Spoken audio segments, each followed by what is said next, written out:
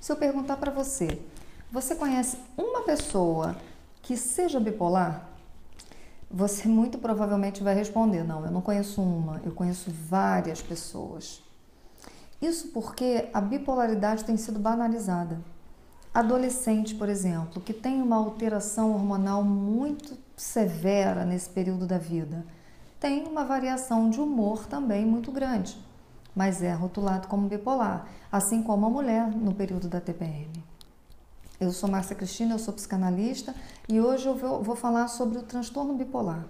É uma doença seríssima que causa consequências não só na questão física, biológica e psíquica, mas sim na sociedade como um todo, na vida familiar, na vida financeira, na vida profissional, enfim, tem consequências devastadoras. Vamos falar um pouquinho sobre bipolaridade tem cura? Qual é o principal sintoma, né? O que a pessoa sente, o que acontece nos polos, né? Já que é uma bipolaridade.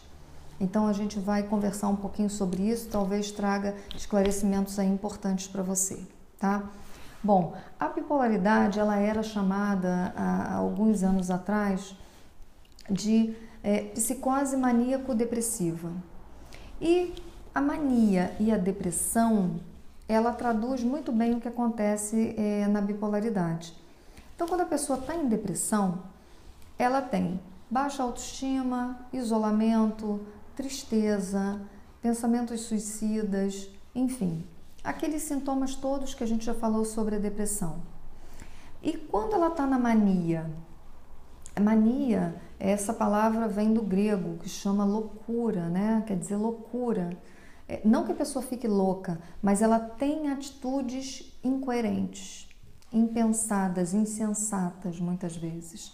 Então, não é incomum a pessoa, por exemplo, sair para ir comprar um sapato, por exemplo, e trazer a coleção inteira. Tem um relato de uma moça, né, uma jovem, que morava com a mãe, saiu para ir ao supermercado, não me lembro exatamente o que ela ia comprar, mas ela disse que ela decidiu no caminho comprar um carro e ela voltou para casa com um carro novo. E você imagina a consequência de um ato como esse. E por que isso acontece? Porque a pessoa está muito eufórica, é tudo muito excessivo. Enquanto que na depressão é tudo muito para baixo, é muito, sem graça, muito triste. Na mania, né, na euforia, a pessoa experimenta sentimentos sentimentos extremos, né? Então, até a libido, por exemplo, fica exacerbada. Então, não é incomum uma pessoa que seja casada busque relações extraconjugais. Uma pessoa, por exemplo, que é solteira, namore várias pessoas e de uma forma completamente irresponsável, tá? Muitas vezes se compromete com a pessoa, né? Então está vivendo aquele momento de tanta alegria, né? Que, poxa vida, apesar do nosso relacionamento ser inicial, mas eu quero me casar logo com você, eu te amo. E são pessoas que são muito extremadas nesse momento aí da mania, da euforia, tá? No trabalho, por exemplo, as pessoas às vezes pedem demissão, porque está se sentindo tão importante naquele momento que eu não quero mais esse emprego, não, arrumo outro. Se é dono do próprio negócio, muda de ramo. Então algumas pessoas usam a seguinte expressão: eu me sinto um super-homem, um super-herói. Então a pessoa fica muito fortalecida, né? A autoestima fica muito fortalecida e a pessoa tem aí uma série de ações que são completamente sem sentido, né? A pessoa faz isso porque realmente está nesse momento de excesso. Quando ela volta para um estado depressivo, aí tudo fica mais confuso ainda. porque ela fica se recordando das coisas que ela fez errada e das consequências que ela teve com isso.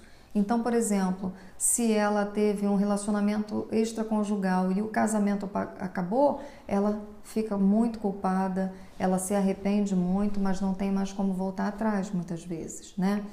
No trabalho, e assim acontece em várias situações. A questão financeira também é muito séria. Pessoas, já houve relatos de pessoas que procuraram agiota. Por que isso? Porque perdeu crédito no banco, perdeu crédito com amigos ou familiares e precisou dessa alternativa aí de buscar ajuda com o agiota, né? Pegar dinheiro com o agiota. Olha só o que uma doença, pessoal. O que uma doença causa na vida da pessoa.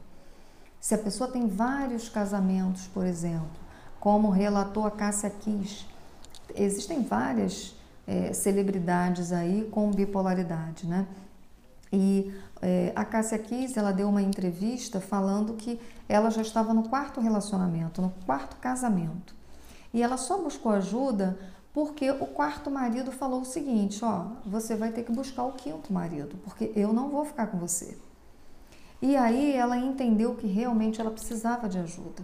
E aí ela relata que ela faz acompanhamento com psiquiatra e com psicanalista, melhorou a vida dela de uma forma geral, né? No trabalho, inclusive, ela disse que era muito impulsiva, às vezes criava uma confusão lá com todo mundo, deixava o setting lá. No dia seguinte, ela já sentia aquele remorso, já começava a pedir desculpas às pessoas, né? Então, ela precisou realmente de medicamentos, né?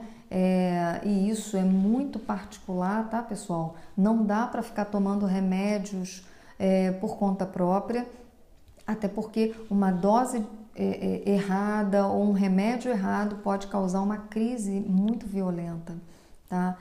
E sem contar que existem as particularidades. Algumas pessoas ficam assim, um ano inteirinho ou 2 anos sem sentir grandes alterações e de repente se percebe num quadro depressivo e daqui a pouco vem a euforia de novo. Tem pessoas que ficam durante um ano, tem 5, 6 episódios de depressão ou de mania, tá? Ou algumas pessoas têm isso no cotidiano, um dia tá na mania, outro dia tá na depressão e tem essa variação de humor muito constante, né? Imagine o que acontece na vida de uma pessoa que convive com uma pessoa que tem realmente uma doença como essa. Precisa de tratamento. A dica é a seguinte, quando a pessoa está no momento de depressão, é o momento mais favorável para que ela comece um tratamento. Porque quando ela está na euforia, dificilmente ela vai admitir. Até porque ela está se sentindo super bem. Ela vai fazer o quê num médico? Num psiquiatra ainda por cima, se ela está ótima, né? Então, é nesse momento de baixa aí que a pessoa realmente precisa insistir para que ela se cuide, tá? Não é fácil. Em geral, a pessoa não admite que tem esse problema, mas se não se cuidar, a pessoa vai ficar sozinha. Ninguém aguenta, tá bom? Então, é um caso muito grave.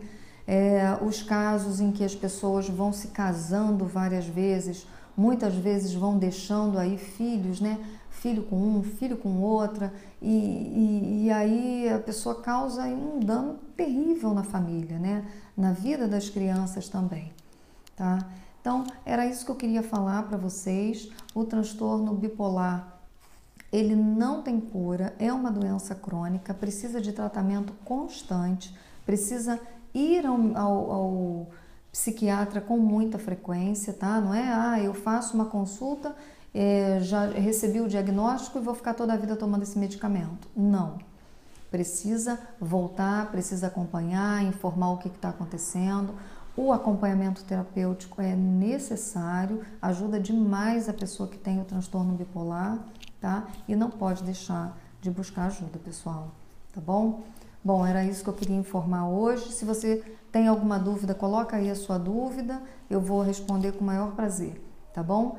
Coloca a sua sugestão de vídeo também, se você tem alguma informação, alguma dúvida com relação a alguma doença, pode colocar aí que eu vou trazer aqui com o maior carinho, tá bom? Assine o canal, compartilhe esse vídeo para você não perder aí, né? Assinando você não perde os demais vídeos que eu vou postar. Muito obrigada e até o próximo vídeo.